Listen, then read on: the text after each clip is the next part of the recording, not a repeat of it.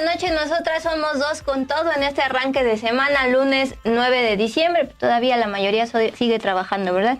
Sí, Dulce, sí, pues es inicios de mes todavía. Ok.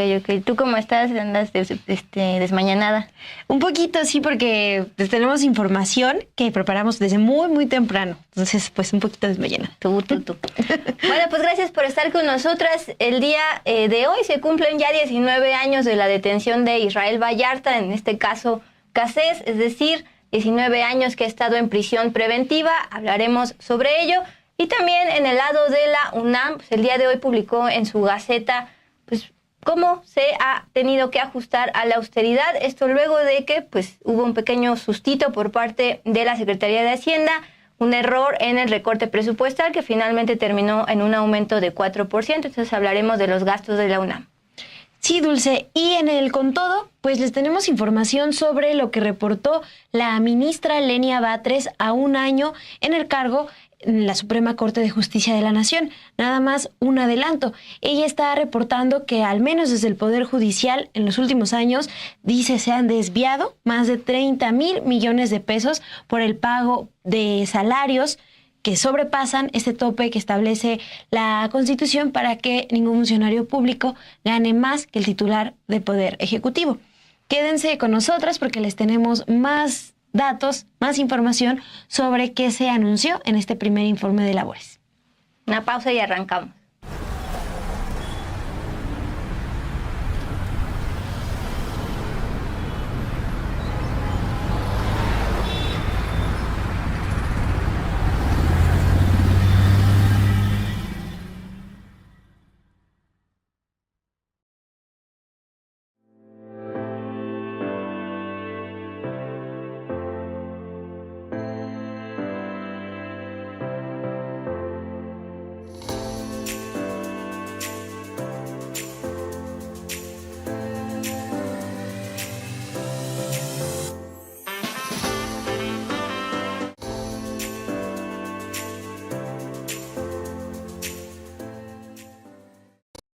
Bien, pues muy buenas noches, gracias por estar con nosotras en este lunes bonito 9 de diciembre. Saludamos como siempre a Rodolfo Salas, a Ana G, por ejemplo, que está preguntando 19 años ya sin sentencia por parte de Israel Vallarta. Nada más rápido preguntarle a Ana G si estuvo el programa en que hablamos sobre las dudas en torno a Banco Azteca. Gracias por sus propuestas de temas. Sean bienvenidos siempre propuestas de temas. Nos vamos al hilo justamente con este reporte de nuestra compañera Romina Gándara sobre la prisión preventiva que ha vivido Israel Vallarta durante 19 años. Corre video. Los años en prisión sin una sentencia continúan acumulándose para Israel Vallarta Cisneros, una de las figuras emblemáticas del caso Cassés, el controvertido montaje que se ha convertido en el ícono de la era en la que Genaro García Luna, junto con su mano derecha, Luis Cárdenas Palomino, fabricaban culpables. Hoy se cumplen 19 años de la detención de Israel Vallarta, los cuales se han mantenido en una prisión sin sentencia, un acto violatorio a los derechos humanos. La emisión de una sentencia para Vallarta es un tema clave, ya que las autoridades federales del actual sexenio han expresado que esperan este fallo para tomar decisiones, particularmente con la intención de concederle un indulto. Incluso el expresidente Andrés Manuel López Obrador expresó su disposición para otorgarle el indulto antes de finalizar su mandato. Sin embargo, aclaró que no podía hacerlo sin una sentencia firme. Israel Vallarta y su familia está a la espera de que se celebre la audiencia de vista, que dé paso al proceso para la emisión de la sentencia definitiva. Y es que el pasado 27 de mayo se declaró cerrada la instrucción en la causa penal contra Vallarta Cisneros, lo que permitió a la gente del Ministerio Público Federal y a la Defensa Pública Federal presentar sus escritos de conclusiones del caso. Además, el plazo para que Israel Vallarta presente sus conclusiones venció el pasado 28 de noviembre, y se espera que un juzgado federal convoque a la audiencia de vista en los próximos días. De acuerdo con la información de sus abogados, el Juzgado Tercero de Distrito en materia penal en el Estado de México deberá convocar dentro de los próximos días siguientes a la audiencia de vista, en donde se escucharán a las partes, acusadora y defensa, a fin de declarar visto el proceso. Se trata de una audiencia clave, ya que produce los efectos de citación para sentencia, es decir, que una vez que se celebre esa audiencia, quedará en espera de una sentencia que resuelva en definitiva su situación jurídica y aborde las violaciones a sus derechos humanos de los que ha sido víctima y que son del conocimiento público. A lo largo de los años, la defensa de Israel Vallarta ha insistido en que las violaciones documentadas, como la detención ilegal, la tortura y la presunción de inocencia vulnerada por el montaje televisado, deberían haber invalidado las pruebas desde el inicio. Además, también han destacado que la Suprema Corte de Justicia de la Nación ya reconoció estas violaciones en el caso de Florence Cassés, coacusada detenida bajo circunstancias similares y que ya fue liberada en 2013, lo que sienta un precedente de cosa juzgada reflejada a favor de Vallarta.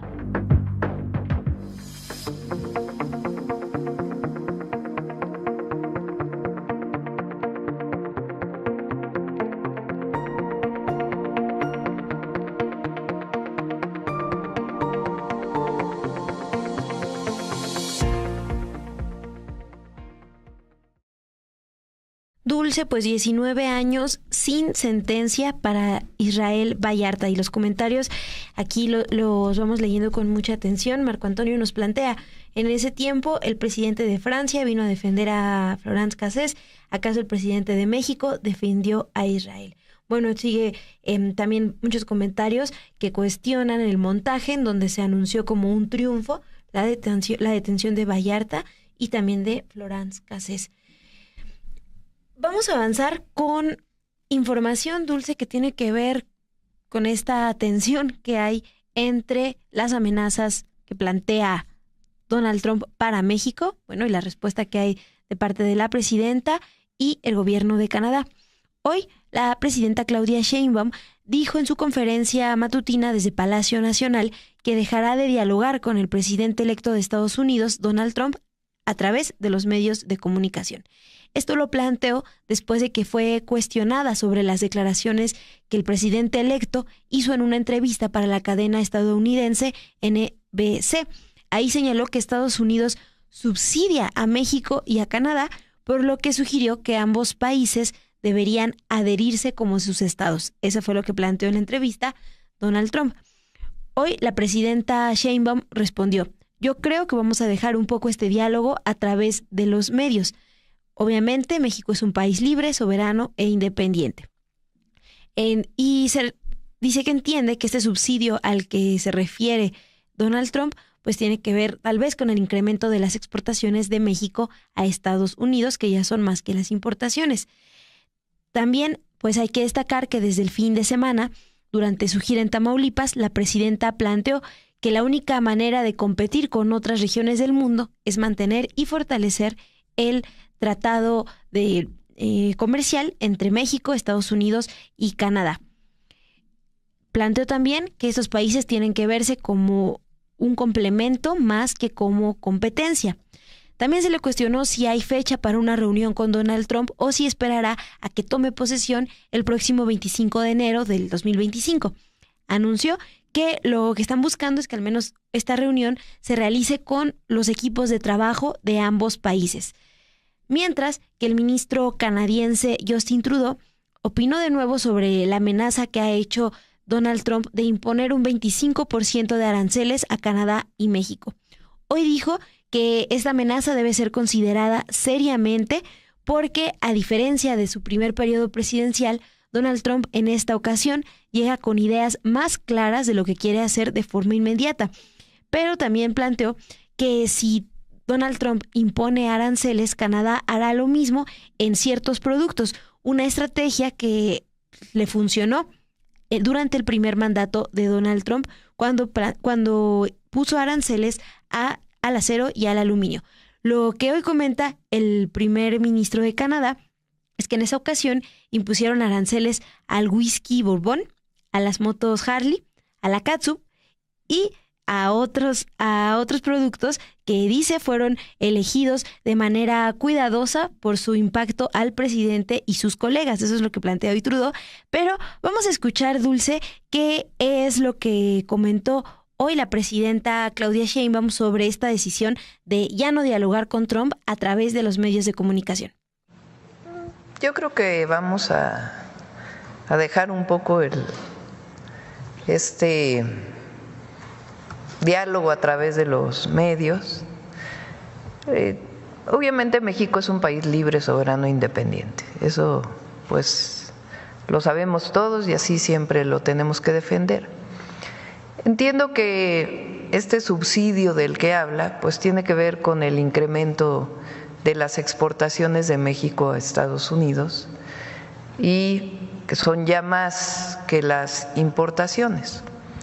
Pero el día de ayer yo planteé que en el evento que estuvimos en Nuevo Laredo, que la única manera de competir con otras regiones del mundo pues es mantener y fortalecer el tratado comercial, el TEMEC, porque más que vernos como competencia, pues hay que ver como un complemento. El presidente Trump fue quien firmó el TEMEC y Estados Unidos ha tenido muchísimos beneficios del tratado. Entonces, pues ya habrá momento para poder hablar de estos beneficios. Entonces, hasta ahí lo dejaría. Mon, tú hacías énfasis en el tema o la respuesta de el primer ministro Justin Trudeau a Trump, pero yo quisiera hacer énfasis en la respuesta que medio menciona la presidenta Claudia Sheinbaum, pero que es verdaderamente fuerte en lo personal, incluso más que la carta que le escribió hace unos días al todavía presidente electo Donald Trump. Es decir, que le está diciendo que ya no va a haber nada entre medios, todo va a ser directo con equipos. Ya no vamos a ver, por ejemplo, esa vez que Donald Trump comentó en su red social, Truth Social, que supuestamente la presidenta Claudia Sheinbaum le había dicho que iba a cerrar la frontera. Luego la propia presidenta Claudia Sheinbaum tuvo que ya por la noche aclarar en sus redes sociales que ella no había dicho lo que Trump dijo que dijo. Y eso ya no lo vamos a ver de acuerdo a lo que dijo rápidamente la presidenta Claudia Sheinbaum el día de hoy. Y en cambio vemos, por ejemplo, al canciller Ramón de la Fuente ya casi viviendo allá en Estados Unidos. Ha estado muy presente estos últimos días allá con autoridades estadounidenses. Esa es la estrategia ya de la presidenta y no estar pues dialogando entre redes sociales y malos entendidos como hemos visto los últimos días. Entonces, para mí ese es de destacarse. Sí, Dulce, y además muy distinto a la estrategia que utilizó también el primer ministro canadiense, ¿no? Es decir, ir tal cual corriendo a donde estaba Donald Trump para ver cómo negociar. Si lo recibía primero. Así es, ahí están esas diferencias. Pues cada vez faltan menos días para el 20 de enero, es decir, cuando arranque el gobierno de Donald Trump, pero de momento ya marcó este límite la presidenta Claudia Sheinbaum, no más en medios, todo directo con nuestros equipos. Ahora nos vamos a temas del Poder Legislativo. Ya están a unos días también de terminar la 66 legislatura, al menos este primer periodo, pues ya se van de vacaciones. En el Senado hace un par de días ya prendieron el arbolito, etcétera, etcétera, pero todavía tienen pendientes estos últimos días y uno de ellos es esta reforma a favor de los repartidores de plataformas, pues, trabajadores que sobre todo tuvieron un boom en la pandemia precisamente porque pues la gente temía salir a las calles y todo lo pedía a domicilio. Bueno, pues el día de hoy, con 26 votos a favor, apenas la comisión, todavía falta el pleno, la Comisión del Trabajo de la Cámara de Diputados aprobó el dictamen de la reforma a la Ley Federal de Trabajo que reconoce el estatus laboral de las y los trabajadores de plataformas digitales, así como su derecho a contar con seguridad social y prestaciones. ¿Qué prestaciones? Atención médica, seguro de riesgos laborales, acceso a pensiones, incapacidades y otros beneficios como indemnizaciones, reparto de utilidades y crédito para vivienda. Ojo, porque también van a tener su derecho a reparto de utilidades, no solo a seguridad social. Esta reforma que les decía apenas falta que suba al Pleno de la Cámara de Diputados en estos días, también contempla el derecho a tener sindicato y la negociación colectiva. la jornada laboral y descansos, también para establecer límites y garantizar que las personas trabajadoras no estén expuestas a largas jornadas de trabajos sin periodos de descanso, mejor conocido como explotación. También transparencia y pago de tarifas a efecto de obligar a las plataformas a explicar cómo se calculan los pagos y las comisiones. Esto también es importante porque hasta la fecha los repartidores no saben cómo es que este tipo de aplicaciones como Uber, como Didi, define y calcula los pagos y comisiones entre aplicación y usuario, bueno, más bien y trabajador, a partir de los pagos de los usuarios. Además, esta reforma aborda la responsabilidad de estas plataformas en caso de accidentes. ¿Te acuerdas cuando hablábamos con uno de los representantes de repartidores? Nos decía que esta era una de sus exigencias, que las plataformas se hicieran cargo si pues estos trabajadores tenían algún accidente vial, pues en un país donde la violencia vial es el día a día.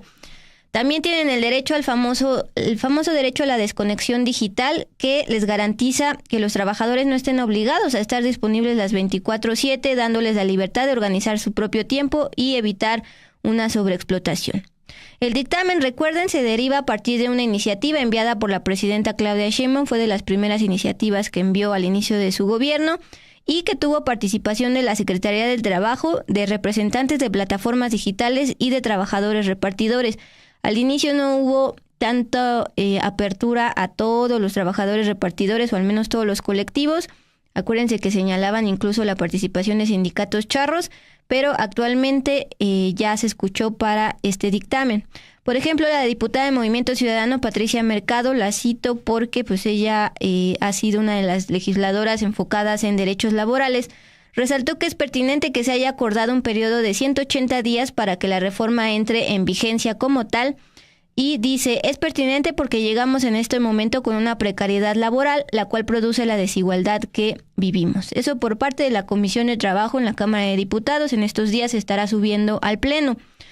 Pero por el lado de Repartidores Unidos de México, este colectivo que aglutina pues precisamente a estos trabajadores, plantearon en un comunicado que sus voces esta vez sí fueron escuchadas, pero que su lucha continuará hasta garantizar que no les pongan más impuestos. Eso es su mayor preocupación.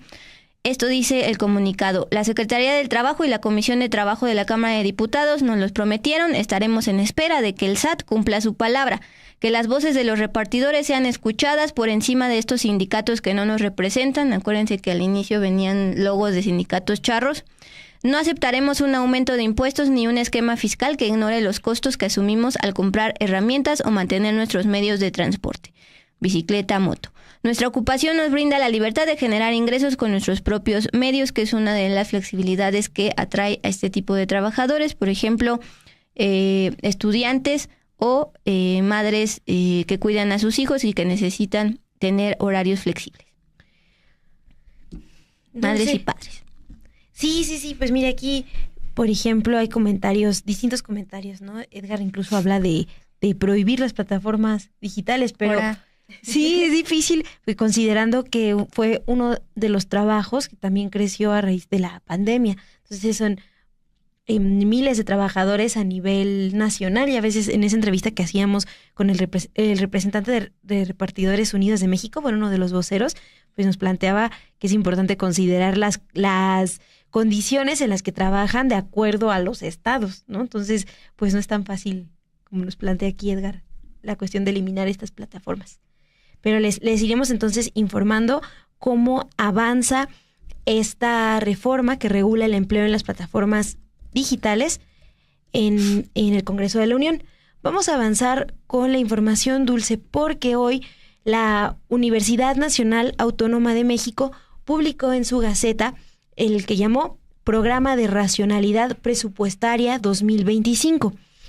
Explicó que este programa busca tener una mayor eficacia en el manejo de los recursos para garantizar el desarrollo adecuado de la docencia, investigación, la extensión de la cultura y otros servicios que ofrece la universidad. El programa se anuncia después de que la Secretaría de Hacienda corrigió en el proyecto de presupuestos de egresos del 2025 un recorte al presupuesto de las universidades públicas, el cual finalmente quedó en un aumento de casi el 4%.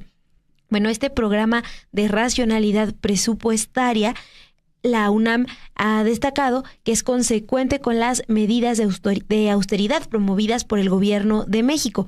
También dice que está basado en una política institucional de transparencia y rendición de cuentas. Pero les comparto algunas de las medidas que incluye este programa de racionalidad. En primer lugar, está planteando que los funcionarios universitarios adscritos a la rectoría no recibirán un incremento en sus percepciones salariales. También expuso que ha iniciado la revisión de la estructura tabular para adecuarla a las disposiciones legales que están vigentes. Ustedes recuerdan, pues de entrada, que una de ellas plantea que ningún funcionario público puede ganar más que la titular de la Presidencia de México. También lo que propone este programa es que los viajes al extranjero y al interior del país serán reducidos al mínimo necesario, así como los viáticos. En su lugar, están planteando que promoverán utilizar plataformas digitales como Zoom. También la universidad se está centrando en adquirir vehículos solo para que sean utilizados, los que sean utilizados para el trabajo académico de campo. Mientras que la partida presupuestal de combustibles y lubricantes se va a reducir en 30% en relación con este año. Otro dato, pues eliminan las plazas que han permanecido vacantes durante un año o más. Algo que también llama la atención, Dulce, es este anuncio de que las remodelaciones o rehabilitaciones solo van a ser autorizadas para las aulas, laboratorios, talleres y espacios donde se realicen actividades académicas y de investigación. Plantean que solo para aquellas que procuren aumentar la matrícula estudiantil. Bueno, parte de las medidas, pero hay más. Sí, Mona, hay más. Es que me estaba acordando cuando la Secretaría de Hacienda pues tuvo este error en el tema de un ajuste a la baja del presupuesto de la UNAM, y lo primero que hizo la UNAM fue decir que los más afectados iban a ser los estudiantes, los becados, que iba a reducir las becas, y en redes sociales empezó, antes de que Hacienda corrigiera, pues empezaron a decir, entonces, ¿por qué no se van con los altos salarios de las vacas sagradas? Bueno, este es un intento de austeridad, como planteabas en el tema de rectoría. También ahí está que las entidades y dependencias van a dar prioridad al uso de medios electrónicos internos para la difusión y divulgación de sus actividades. Un ejemplo, esto lo estamos viendo en la red social, en la página de la UNAM, de la Gaceta. También hay gacetas impresas. Le van a dar prioridad a todos los medios electrónicos. Prohíbe la contratación de nuevas líneas de telefonía, con excepción de las destinadas a entidades o dependencias de nueva creación o proyectos prioritarios, y también está planteando que todas las entidades y dependencias de la UNAM deberán implementar programas en materia de ahorro y protección al medio ambiente, ahí en el tema de uso racional del agua y de la energía eléctrica. Aquí, quisiera aclarar, porque esto de los viajes al extranjero y al interior del país serán reducidos al mínimo necesario. No aclaran si se refieren al tema de la movilidad que se le permite a los estudiantes y que es una de las oportunidades más enriquecedoras a los estudiantes. Tú puedes postularte para intercambio. Bueno, no es intercambio, es movilidad, porque no viene ningún estudiante a cambio.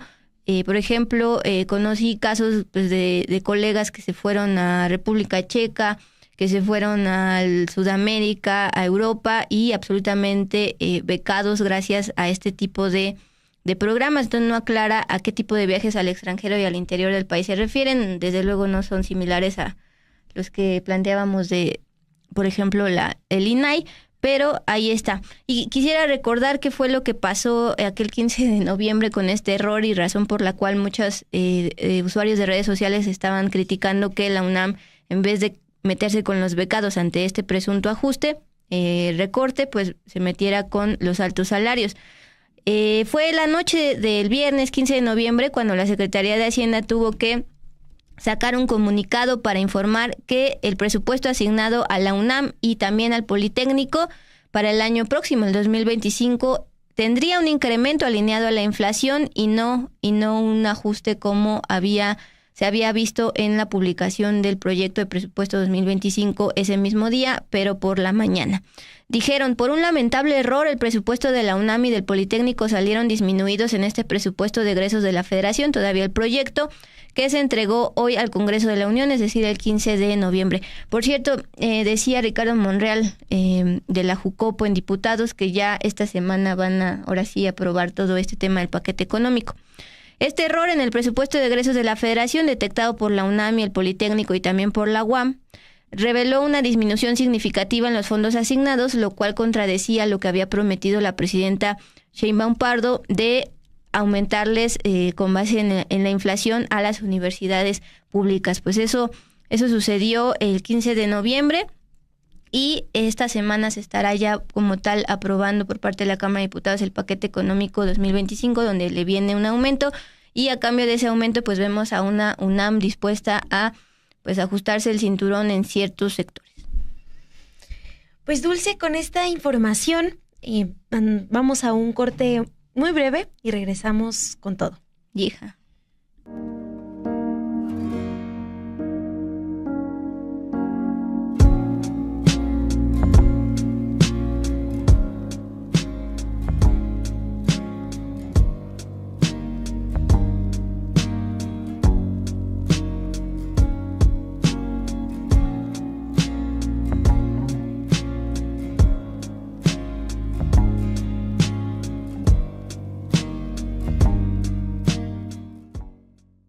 En Radicales analizamos la derecha, o las derechas, o la derecha y la extrema derecha, o las derechas y las extremas derechas, en México y en otros lugares donde se están moviendo y que pueden afectarnos. Sí, aquí en Radicales lo esperamos el próximo domingo a las 6 de la tarde. Las derechas del siglo XX y las derechas del siglo XXI, ¿qué tan diferentes son? En América Latina, ¿qué núcleos ideológicos han tenido? ¿Qué personajes hoy las encabezan en este continente? De eso, Radicales. En la misma semana aparece Carlos Salinas de Gortari, Felipe Calderón y Ricardo Salinas Pliego en distintos puntos del planeta. ¿Qué es lo que nos quiere decir esta derecha? ¿Que quieren regresar o que quieren que ya no haya elecciones libres? Este espectro tan amplio que conocemos como derecha, que va lo mismo de Eduardo Verástegui a Díaz Ordaz, este espectro tan amplio tiene un riesgo también dentro de la izquierda, que la izquierda no sea capaz de contenerse y por expandirse termine comiéndose a los más cochinos de los cochinos de este país. De eso también hablamos en Radicales. Ya lo sabe, domingo, 6 de la tarde por Estudio B y los lunes en Sin embargo al aire. La ministra Lenia Batres acusó hoy al Poder Judicial por el desvío de al menos 30.300 millones de pesos en sobresueldos a más de 2,000 trabajadores. También expuso cuánto ha ahorrado en su primer año como ministra de la Suprema Corte en un evento al que acudieron jueces federales, magistrados, senadores y otros políticos de Morena. Vamos con todo y les cuento.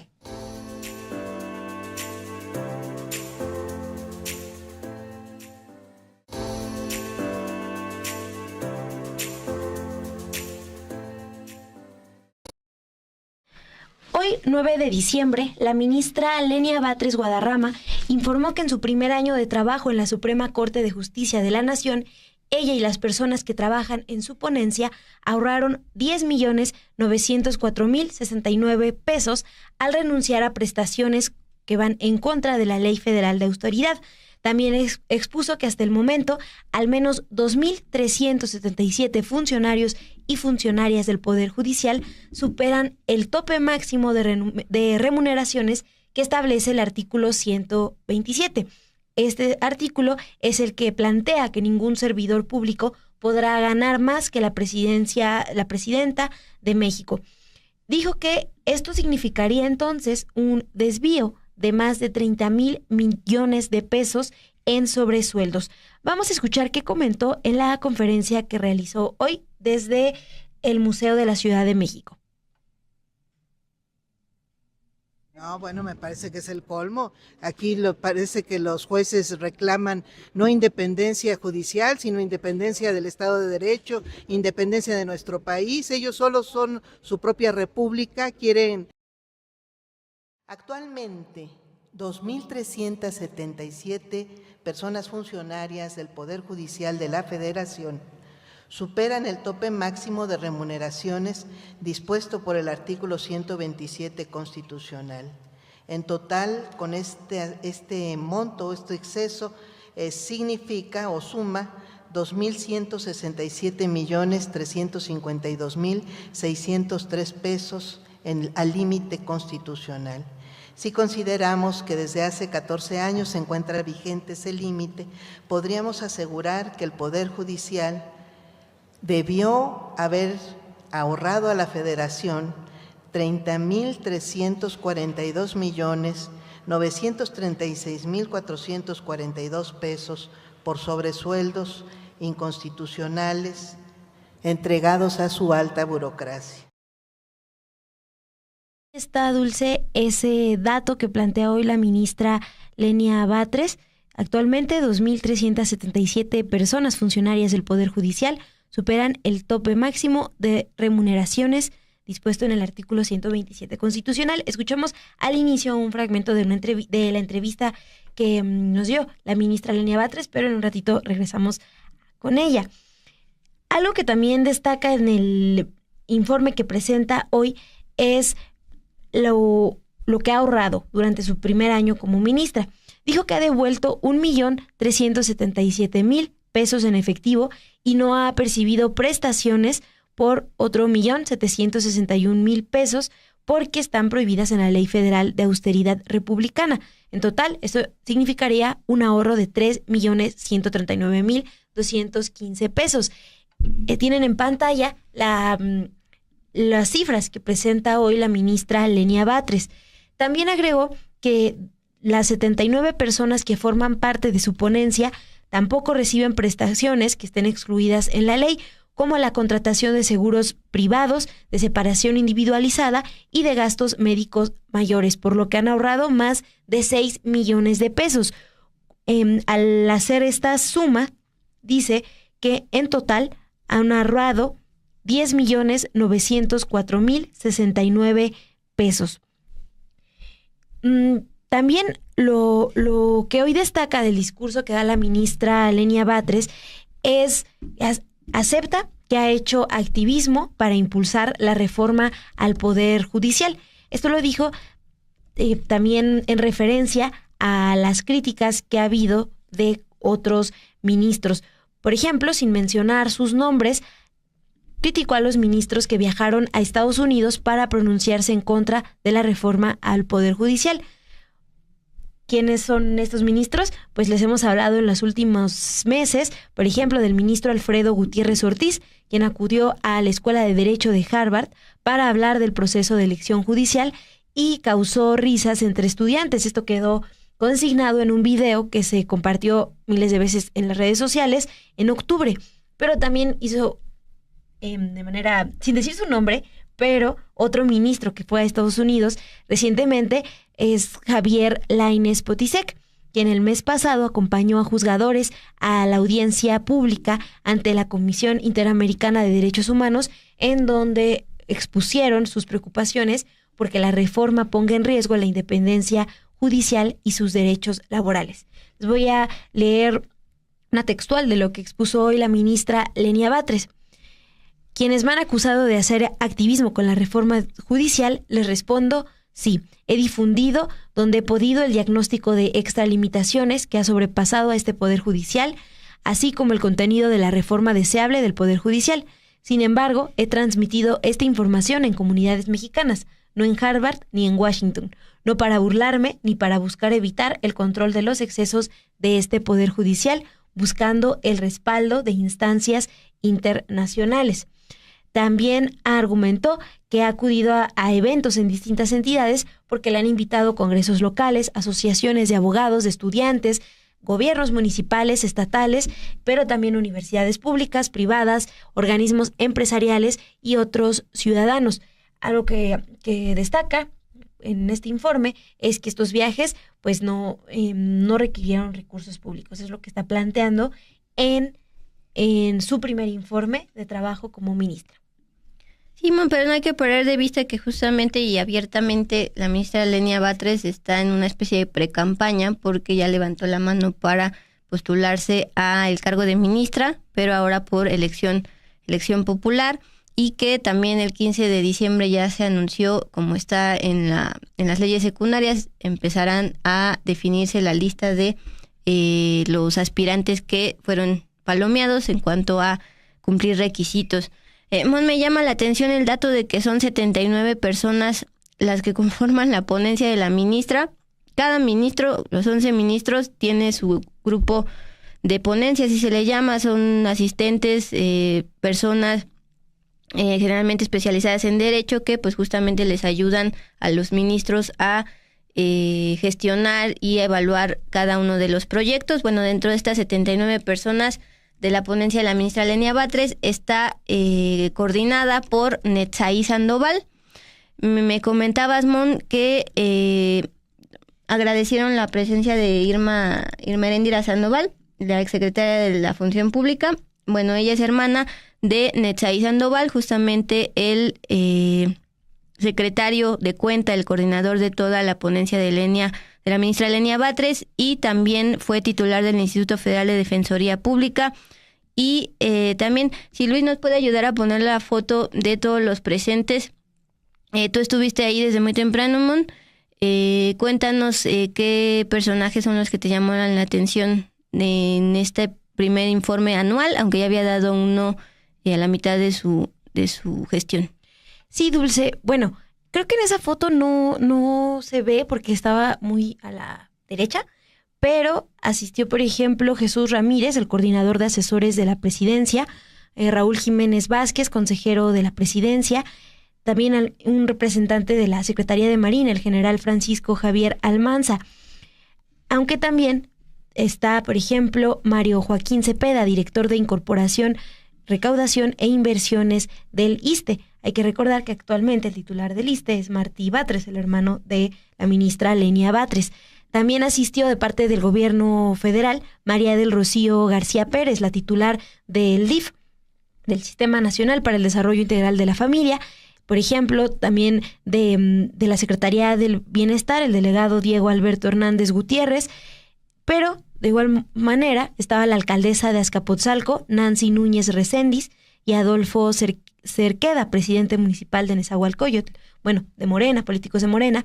También estuvieron, por ejemplo, las y los senadores Aníbal Ostoa de Campeche, esa que vemos de corbata roja a la derecha, más a la derecha. Zapatitos de café.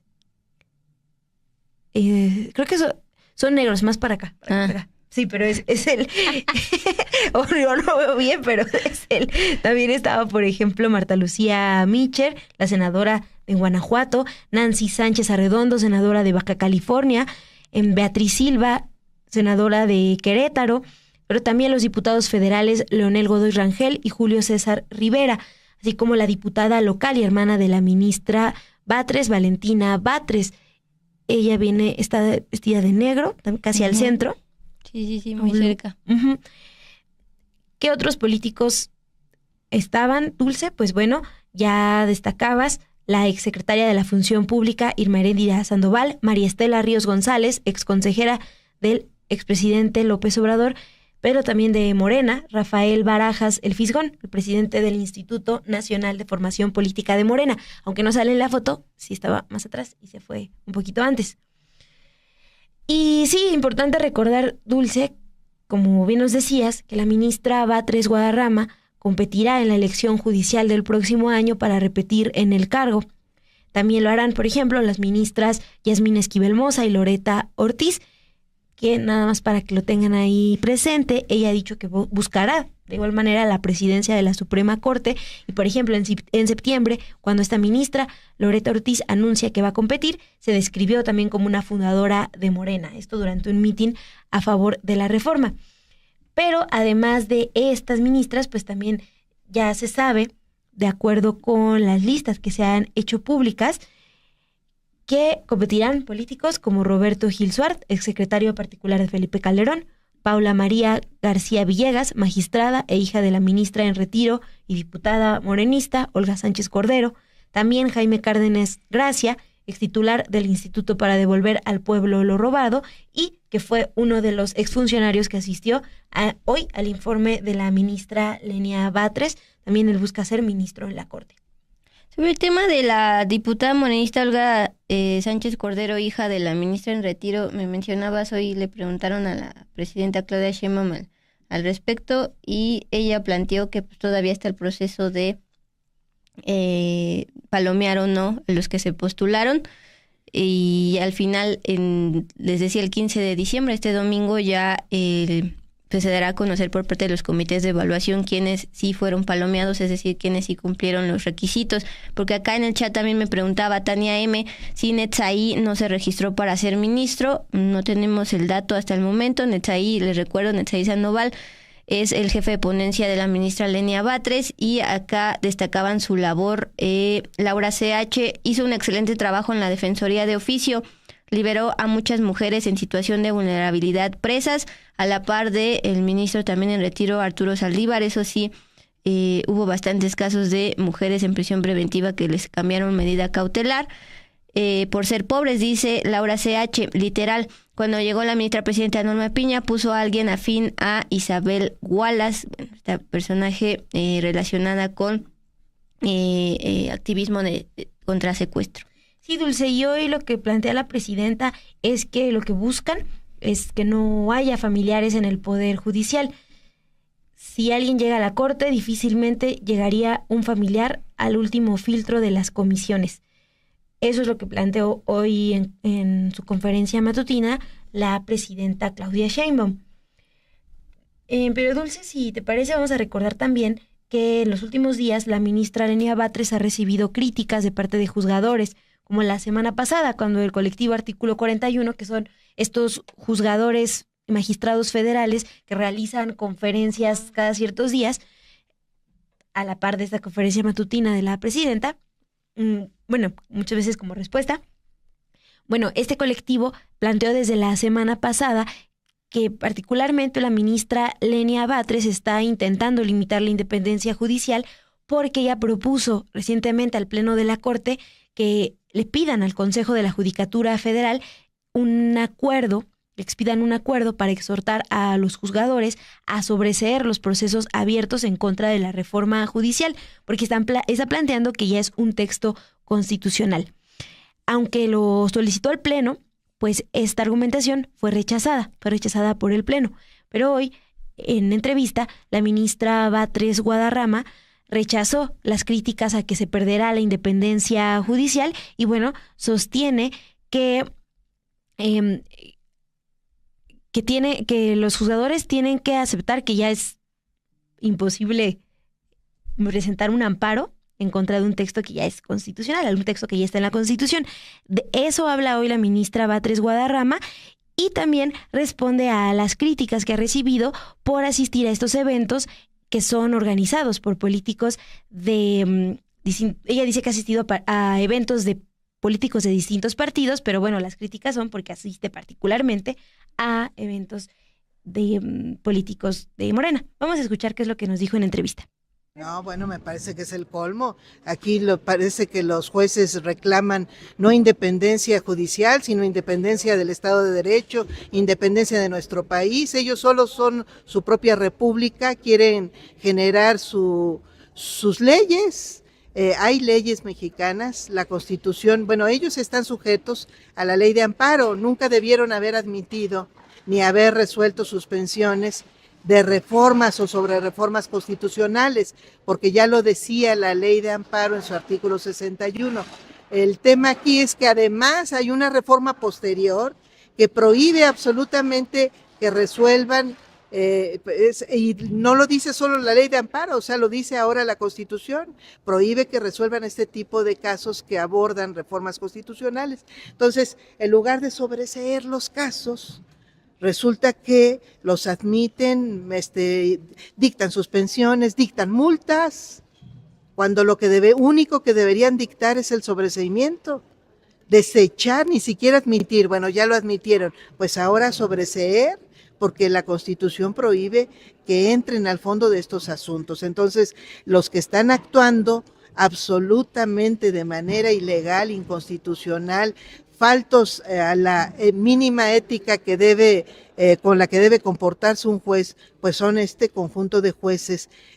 No tendrían por qué quejarse de falta de independencia, más bien creo que ha faltado que las autoridades afectadas, por ejemplo el INE o el Consejo de la Judicatura Federal, pues más bien interpongan y emitan sanciones contra este tipo de jueces. Digo, el INE no puede emitir sanciones contra los jueces, pero sí podría interponer las quejas, y el Consejo de la Judicatura Federal estaría obligadísimo a darle trámite a una queja por una resolución absolutamente inconstitucional, como son estas resoluciones que están tomando indebidamente y de manera muy abusiva ahora, ya después de aprobada la reforma judicial y la reforma de supremacía constitucional, pues este tipo de jueces. ¿Qué le diría a las personas que han hecho cuestionamientos sobre del riesgo de la independencia judicial por su asistencia, por ejemplo, a eventos relacionados con políticos de Morena, y que hoy también vimos a varios?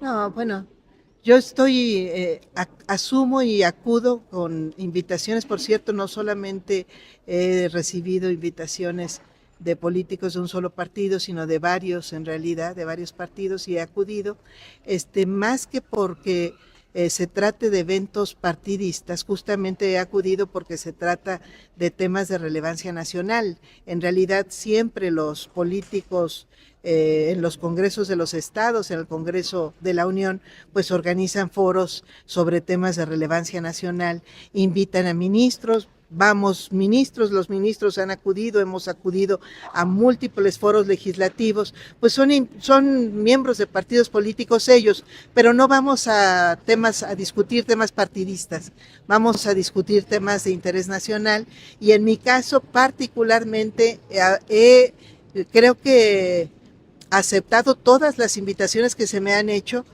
para hablar sobre la reforma judicial, porque creo que es un tema de absoluto interés, no solamente del Congreso de la Unión o de quienes hayan discutido la reforma, sino, bueno, en nuestro caso, pues es obvio que tenemos interés en opinar al respecto, en empujar justamente muchísimas transformaciones del Poder Judicial, pero además repercute directamente en la justicia hacia la población. Entonces, por supuesto que he acudido, seguiré acudiendo, no solamente a los congresos de los estados, al Congreso de la Unión, sino también a universidades. He ido a muchas universidades, en San Luis Potosí, en Chiapas, en Durango, en varias, bueno, aquí mismo en la Ciudad de México, en la UACM. He estado también en pláticas con estudiantes, bueno, y con vecinos. He ido a asambleas populares que han organizado organizaciones vecinales.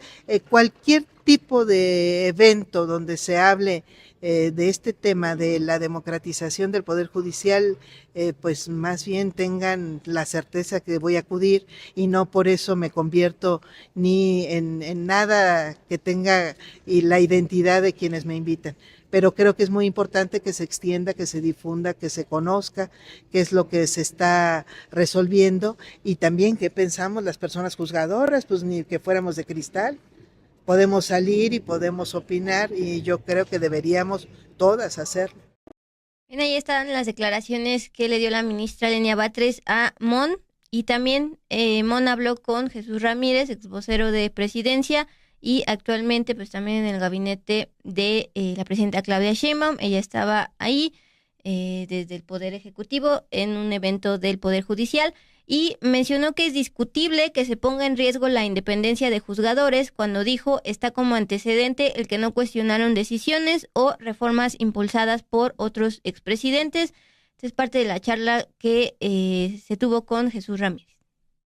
Bueno, esta crítica que hacen los ministros y jueces, magistrados y muchos comentócratas y políticos de la oposición, de que se está poniendo en riesgo o en duda la neutralidad, la imparcialidad del Poder Judicial, pues es algo que pues es una cosa discutible. Nunca oímos esos comentarios cuando Zedillo destituyó a todos los ministros, incluso les dio a quienes no merecían una jubilación millonaria. Tampoco escuchamos cuando el Poder Judicial avaló la política de seguridad del poder de Felipe Calderón.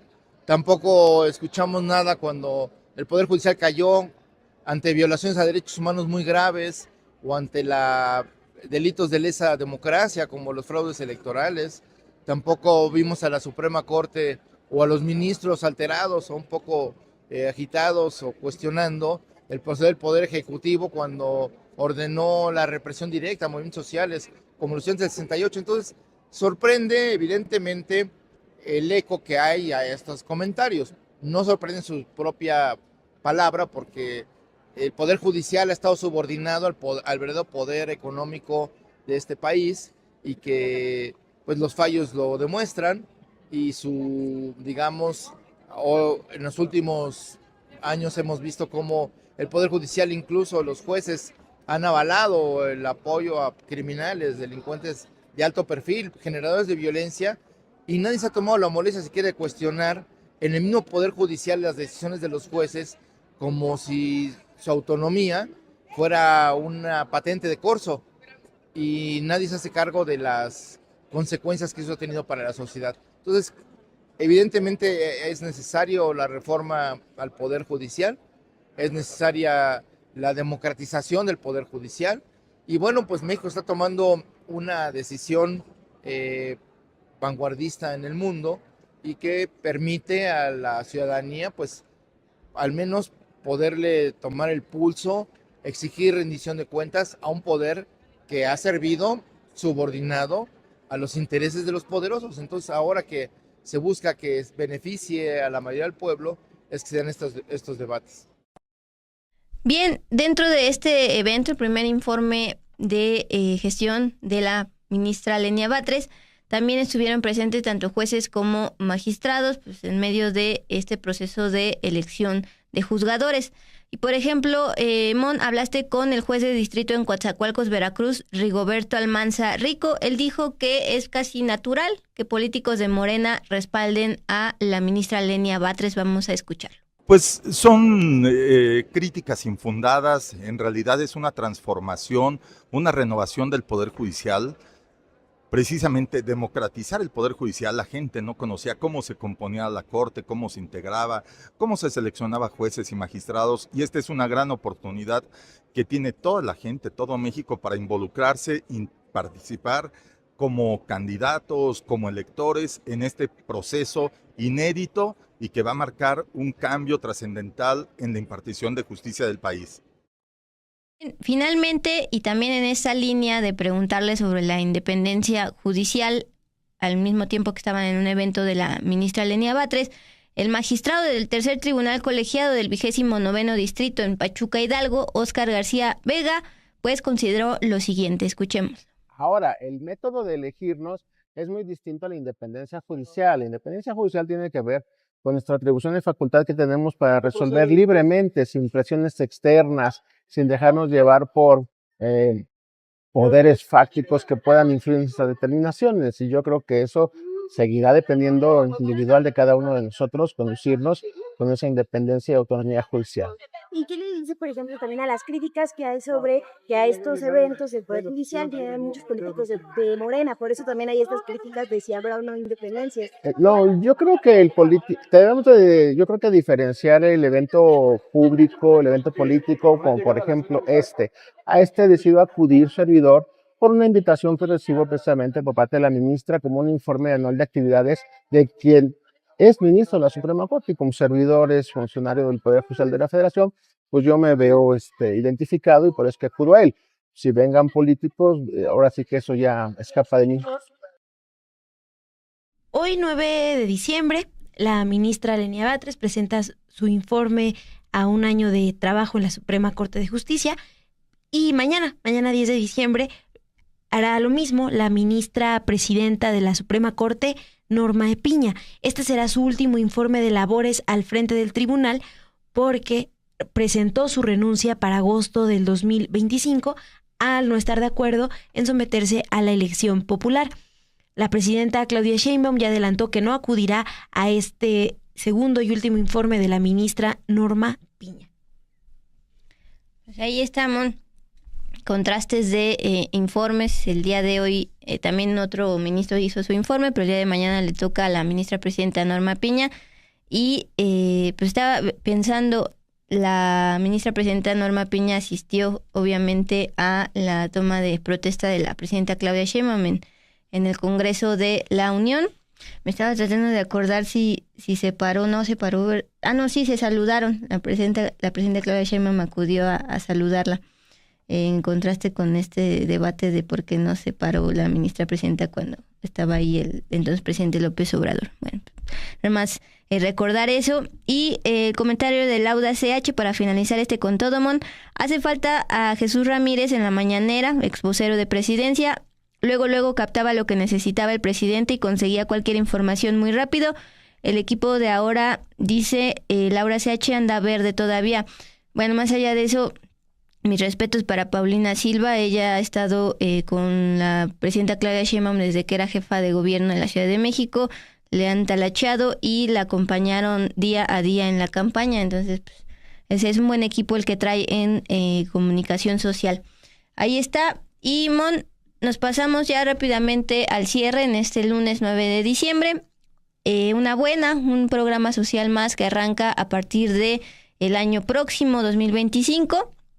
Acuérdense que fue ratificada Ariana Montiel como la secretaria de Bienestar y ella fue la que informó el día de hoy que entre enero y febrero del próximo año ya se van a entregar las tarjetas a quienes se registraron para recibir esta nueva pensión, particularmente dirigida a mujeres de 60 a 64 años, un programa creado por la presidenta Claudia Sheinbaum.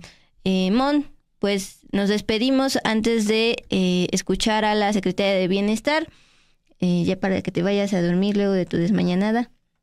Sí, Dul, no se vayan ustedes, por favor, quédense a ver esta información importante sobre la pensión Mujeres con Bienestar. Ya saben que nos vemos mañana aquí en Dos con Todo a las 8:30, pero la liga pues empieza a transmitirse desde las 6 con los periodistas y después Pedro Mellado. Que descansen. En el caso del programa de la pensión Mujeres Bienestar, estamos ya llegando a 965,000 mujeres que se registraron entre los meses de octubre y noviembre. Ya se cerró el registro. Es importante recordarles a las mujeres que durante el mes de enero y febrero se van a entregar las tarjetas. Quienes se registraron en octubre las recibirán en enero. Quienes se registraron en noviembre las recibirán en febrero y se va a ir dispersando a la semana siguiente de manera inmediata. Así que nos da mucho gusto que avanzamos muy bien en el programa. Y nos preguntan qué pasará con las que van a cumplir, por ejemplo, 63 años en enero. Cada bimestre se va a abrir el registro junto con la pensión de adulto mayor, la que ya veníamos trabajando en los meses de febrero, en marzo, en abril, en junio, en agosto, en octubre y en diciembre. Cada 2 meses se podrán registrar porque irán cumpliendo años. Y cuando cumplan los 65 años, las mujeres pasarán automáticamente a la pensión para el bienestar de los adultos mayores.